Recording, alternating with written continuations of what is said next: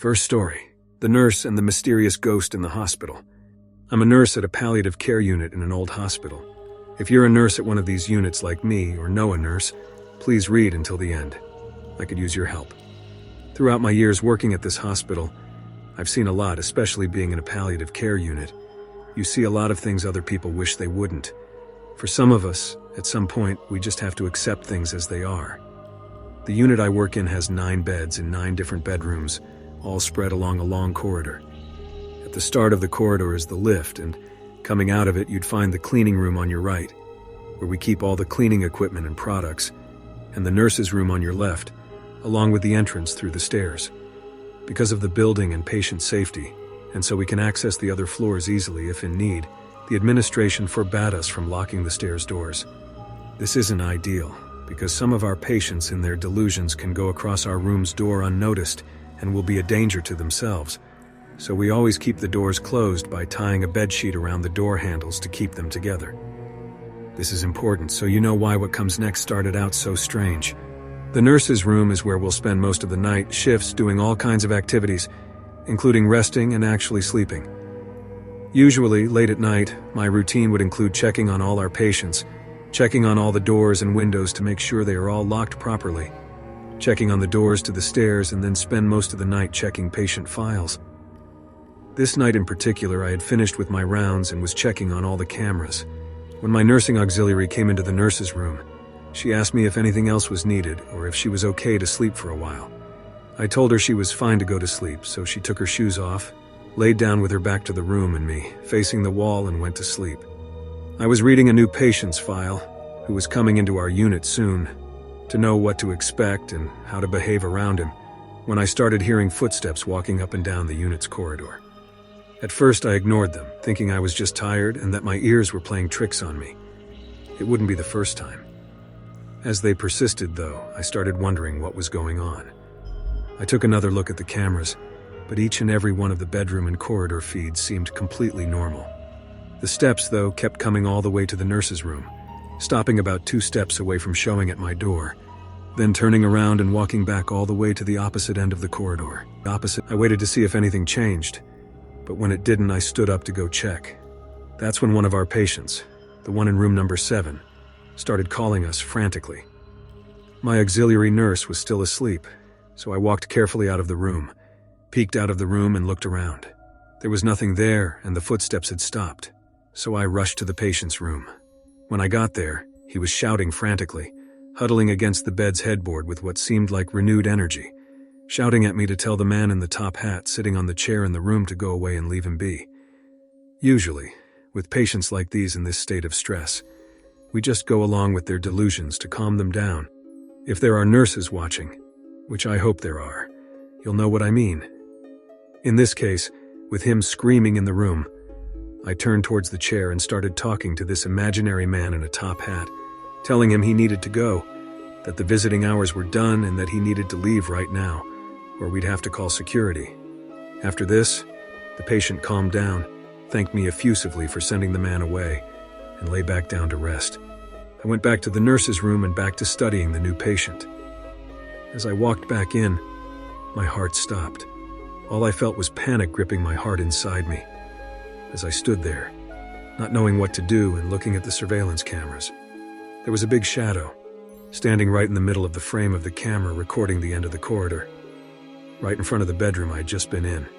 I took one step back and leaned backward to check if I could see anything there, and there was nothing. I gave the cameras another quick glance, and the shadow was still there, standing terrifyingly still in front of this patient's bedroom door. This time, though, when I turned to look directly at the corridor again, this thing was there.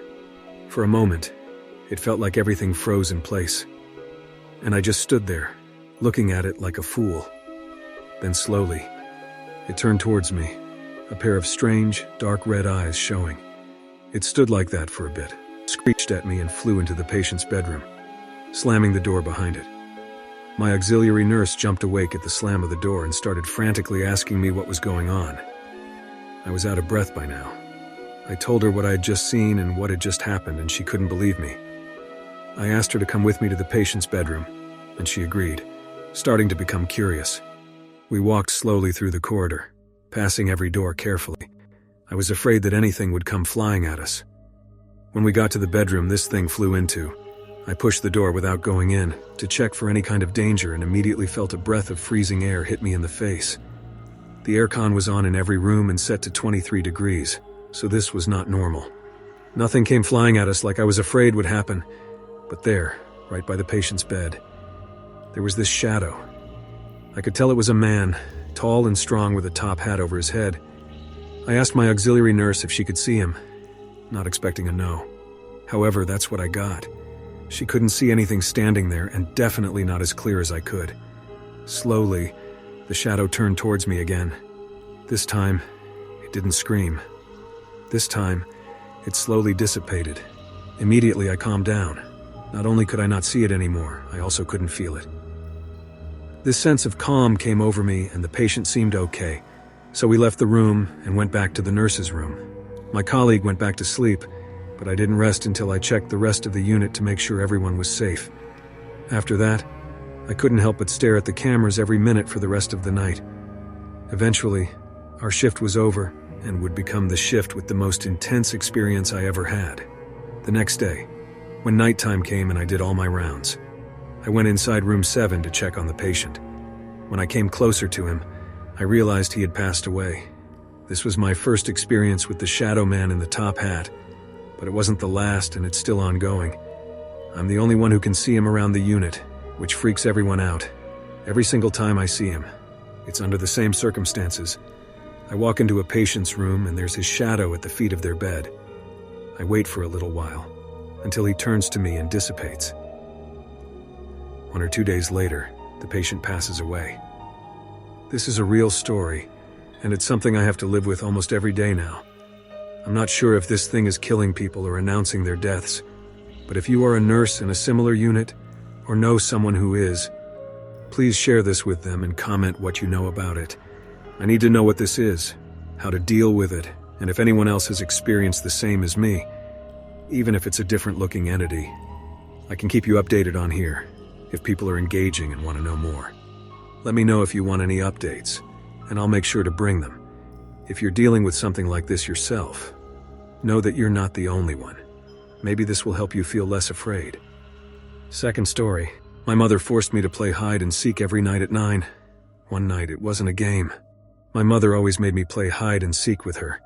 It was just her and me, and we played at 9. Each time, without failure, she told me to ignore her during the game. She told me that she would purposefully try to trick me, but, if you really wanted to trick somebody, why tell them anything? We played in the park. I thought this was normal. I knew other families didn't do this, but at the same time, I thought there was nothing wrong with us doing it. I liked the park after all. During the night, the air was so fresh, and it was silent, and the trees seemed larger than usual. She counted down from 100, giving me ample time to run away.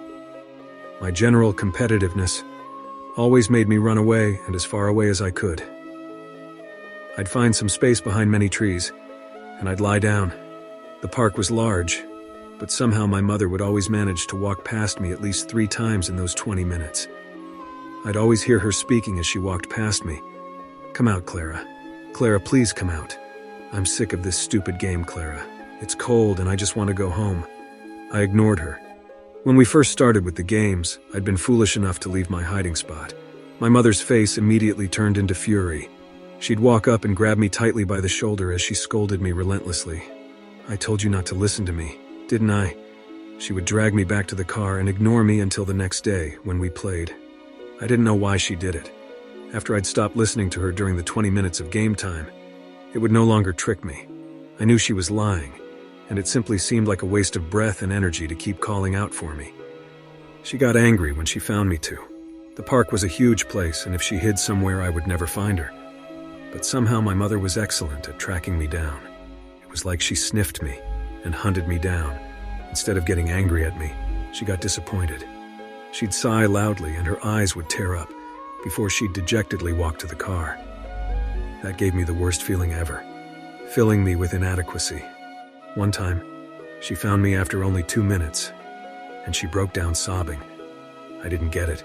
I felt a huge urge to win, I needed it, so I started to get creative. I hid myself in the bushes. I changed my clothing to be more green and black and generally more inconspicuous. I got high up in the trees, so it would be difficult to see me from the ground. I learned how to stay still, really, really still. And when I won, my mother would give me a smile. It wasn't a smile of happiness or a smile of pleasure. It was more of a relieved smile, but I felt so proud when I saw it. We'd go home, and I'd have an easy time falling asleep. Then my father came. One day, when I came back from school, I saw him talking to my mother.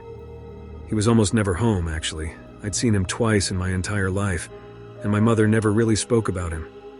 He was really just a stranger to me. I noticed the expression on my mother's face immediately. It was pale, white, shaking, eyes wide. I couldn't hear what he was saying, so I got closer towards them. Of course, their conversation stopped just as I did it. Well, my father stopped speaking. The expression on my mother stayed the same. He turned to me and smiled in a wolfish way. It made me recoil away with disgust. He sneered. He ficking sneered. I thought it was normal. That was how my classmates acted after all. But later that same day, when my father was off in the toilet, my mother got close to me and whispered, "Don't come out, not even after 20 minutes. My father got really energetic right before bedtime. I thought we'd skip the whole hide and seek thing. My mom looked really sick, and looking at the clock, she said, "Let's take a trip to the park." I immediately noticed that she didn't mention hide and seek. "Why?" my father asked. "Why not? Get some fresh air, maybe."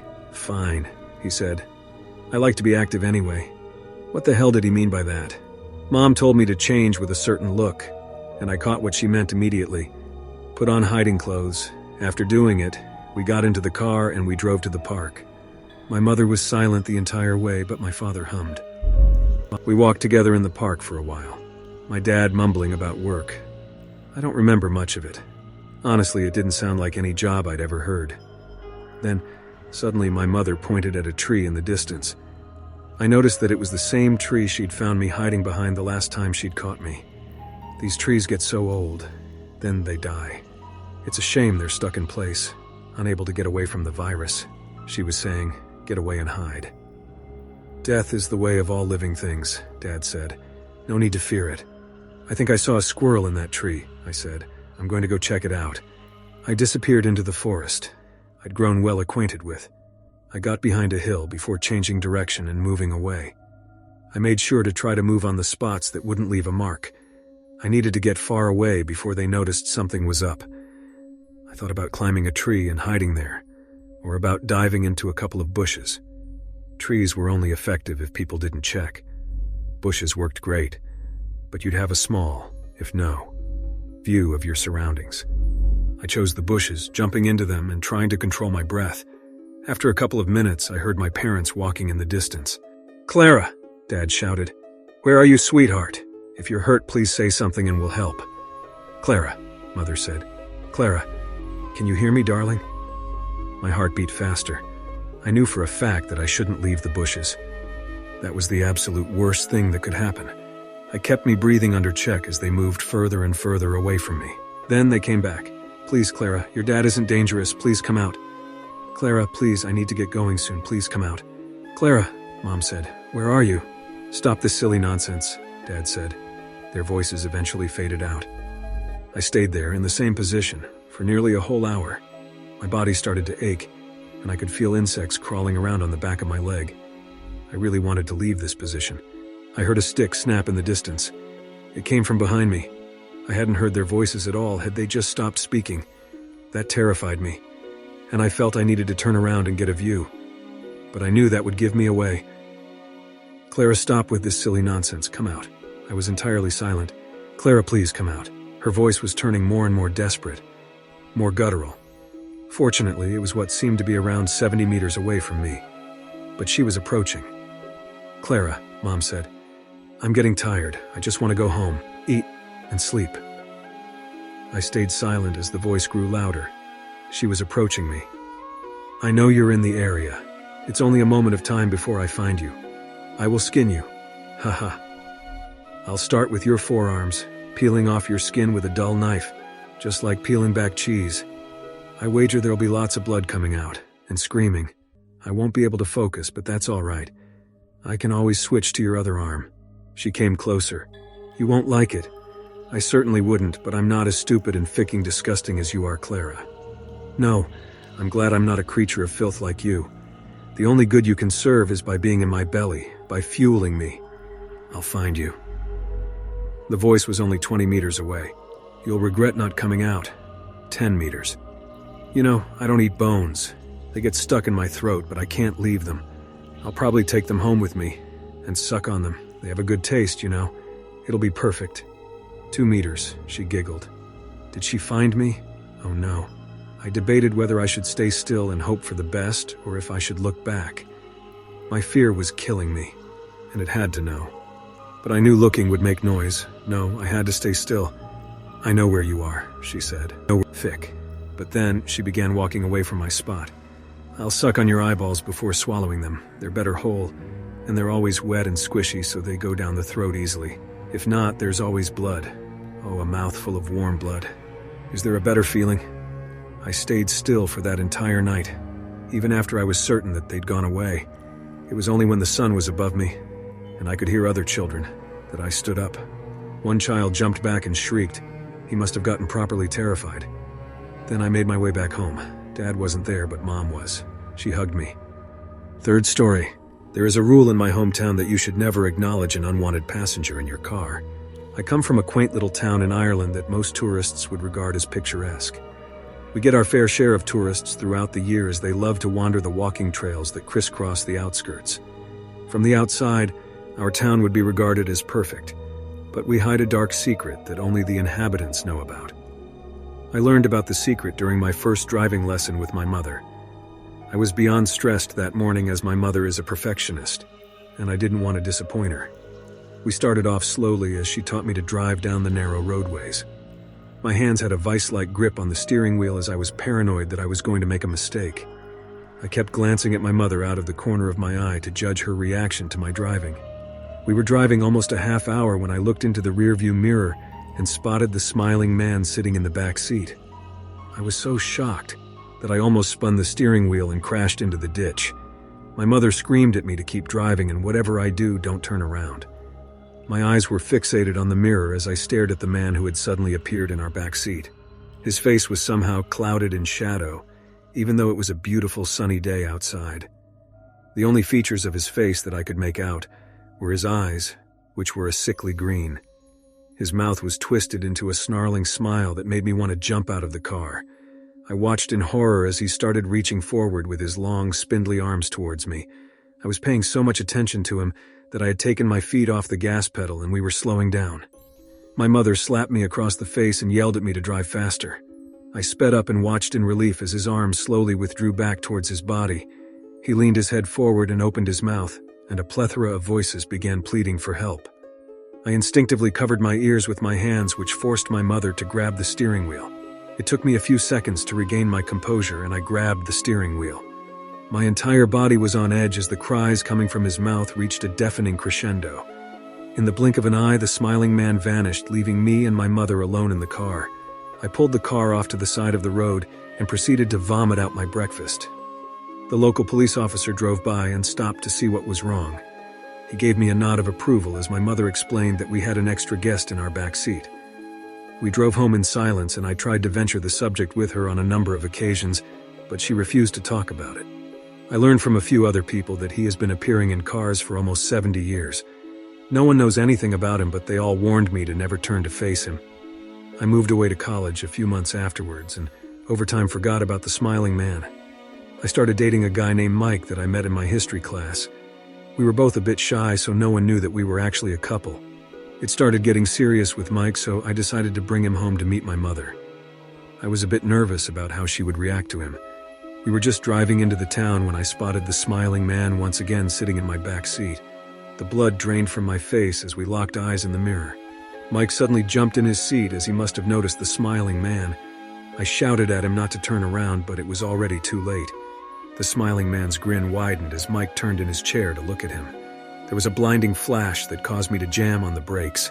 I was suddenly drenched in blood and body parts as Mike's body exploded. I climbed out of the car and on the road weeping as Mike's body flowed out of the car and pooled on the ground. I was discovered by the same officer who tried his best to comfort me. It took me almost 2 weeks to get myself cleaned up as I kept finding pieces of Mike in my hair. I went back to college almost 3 months later and felt my heart drop as I spotted posters hanging everywhere with Mike's face plastered all over them. A woman saw me looking at them and asked me for help locating her missing son. I excused myself and practically ran away. I didn't have the heart to tell her that her son is buried in a small field in the middle of nowhere. I am now living with an abusive husband who beats me on a daily basis. I have managed to convince him to travel to my hometown with me, and I hope that I will get an opportunity to introduce him to the smiling man during our visit.